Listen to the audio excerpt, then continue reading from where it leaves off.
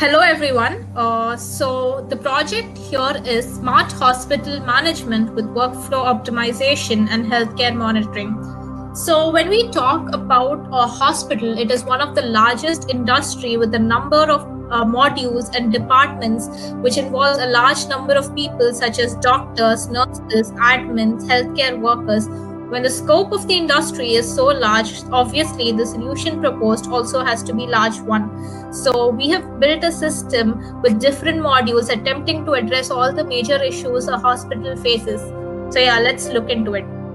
So the first module is my expert system analysis.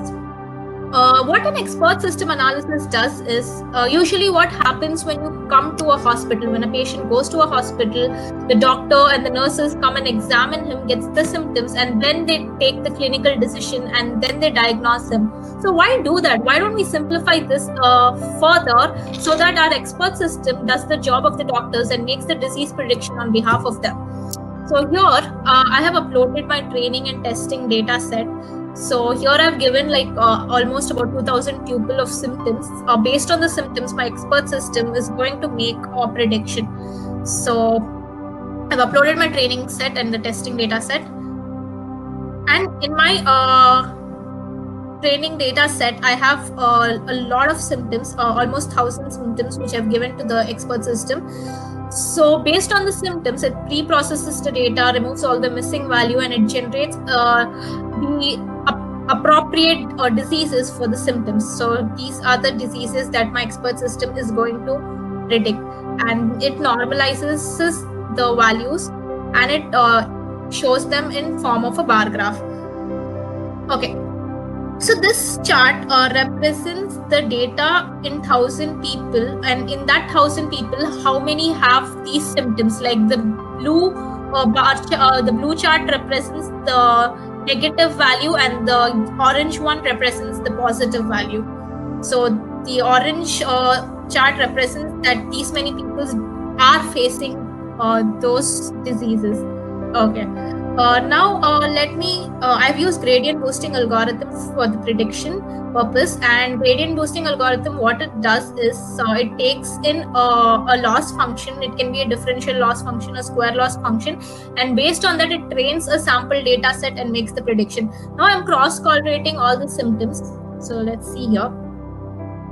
So what's the probability that a person who has itching can have skin rash and itching? So I've done this for all the symptoms which I've given the expert system. Okay. And finally, it makes the prediction. This is the predicted value in the training data set, and this is what is performed in the testing data set. It's the actual value. Okay.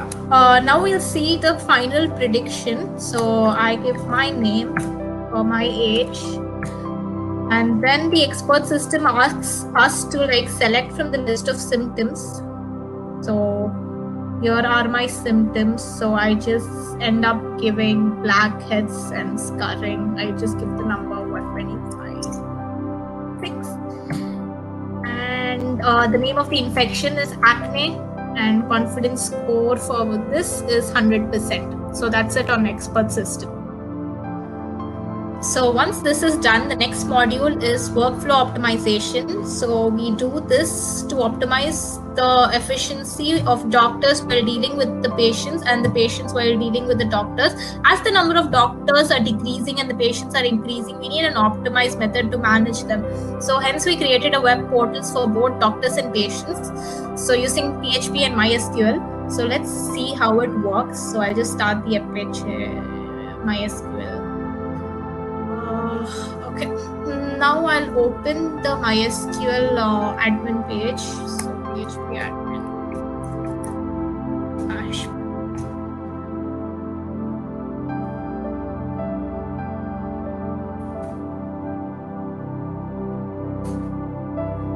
So it's in the local host. So this is the database which I have created. So it has these many tables. So we'll see each of them in detail. Now the next one, I'll go to my main page, that is the website. So this is our website. So the doctors as well as the patients here, both the doctors, patients, and the admins can log in. They can register themselves, as well as they can view their details and their previous medical history. So for example, let's create an account. I'll create an account for myself. So just give some email ID.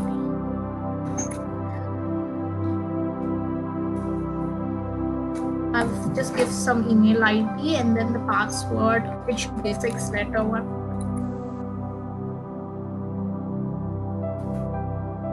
And I'll submit it. So it says it's successfully registered. Now I'll go back. I'll go back and I'll try logging in.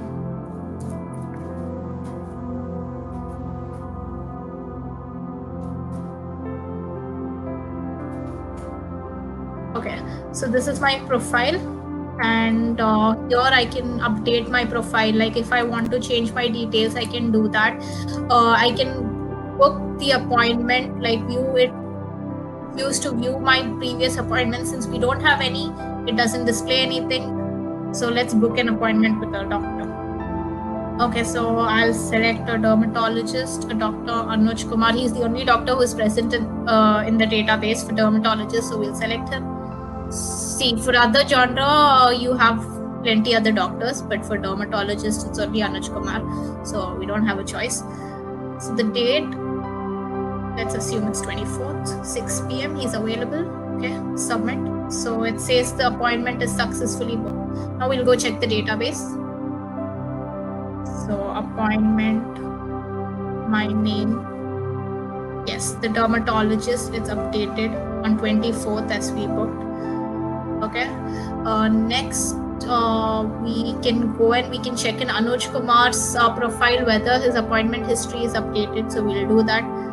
Now we'll go to the appointment history. See, it says that you have booked an appointment with Anuj Kumar at this time. So if I want, I can even cancel it, but for that I won't do that now. And if there's any medical history, I can view it, but for now we don't have any.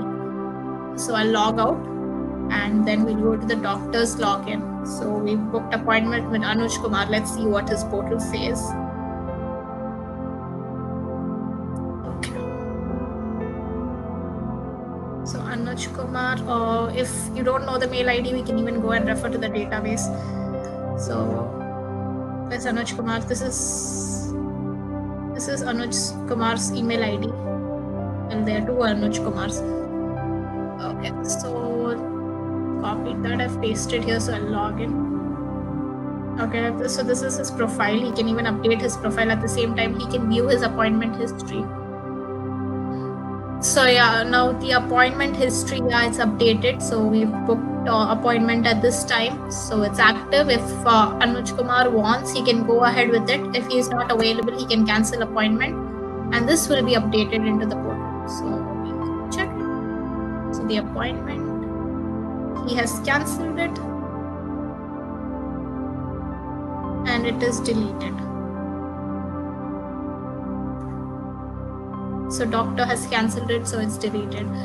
So if you go and log into your patient appointments, so it will display that he has cancelled it. We can probably go check it.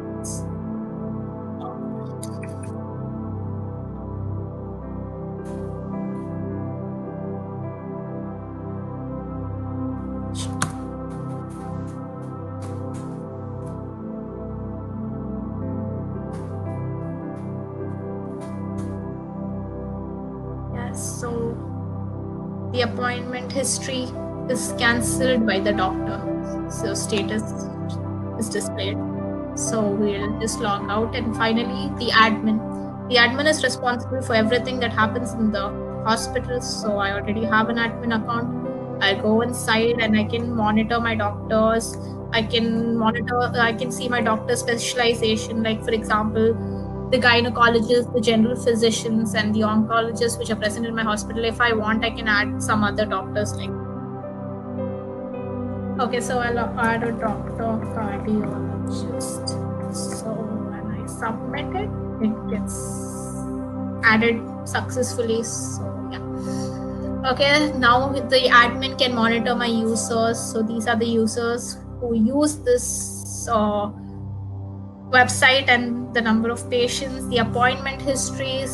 So yeah, I've the recent appointment which I've booked with the dermatologist, and it shows that it is cancelled by the doctors. The admin can monitor all this.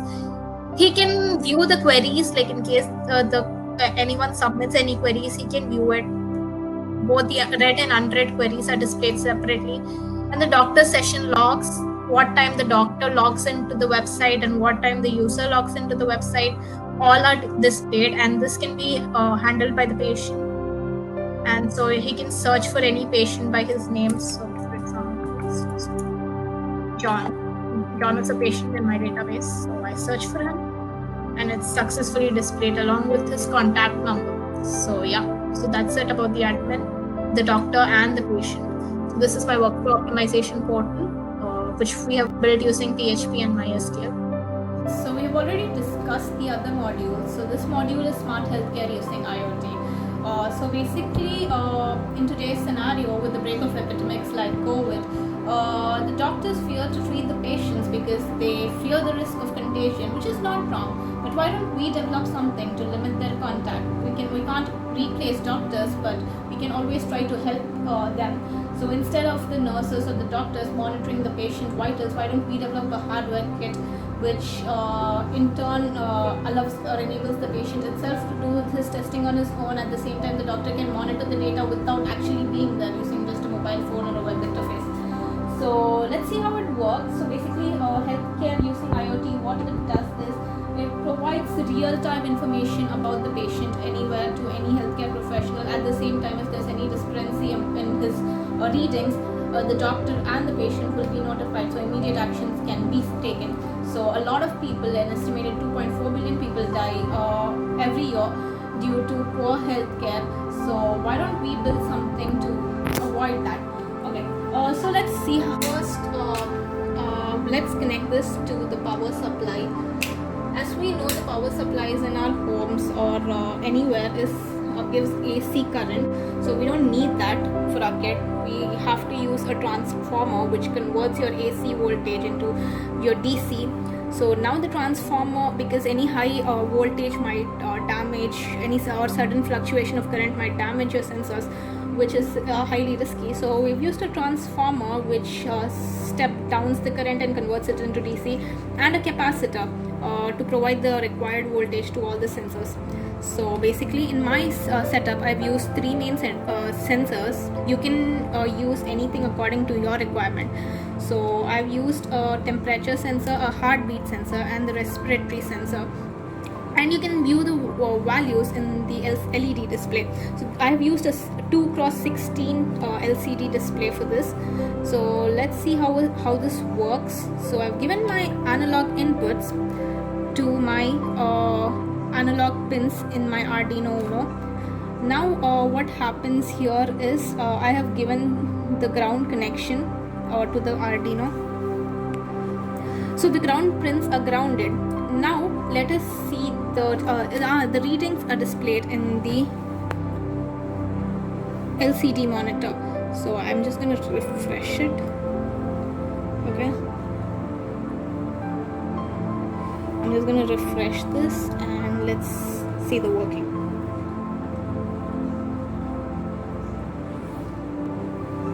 Okay, so I am holding the temperature sensor. It takes a while. So my body temperature is 30. Okay, now let's see the heartbeat. I'm placing my finger here. If it's blinking, that means the heartbeat sensor is working. Okay, it takes a while to update it.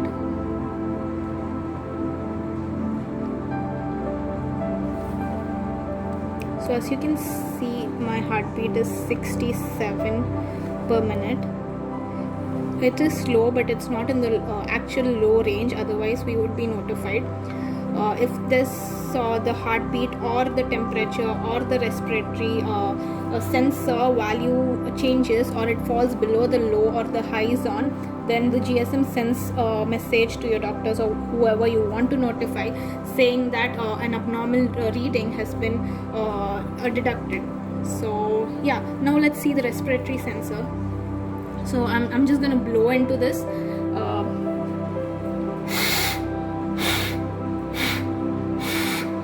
I'm blowing it really hard. Actually, the normal range is between 200 to 400. If I blow it really hard,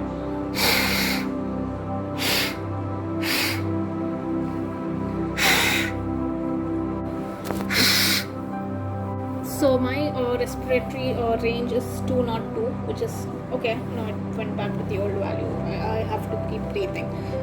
So okay, yeah, and I get a SMS alert from the GSM in case of any abnormal values which is notified, like it says temperature alert, respiratory alert.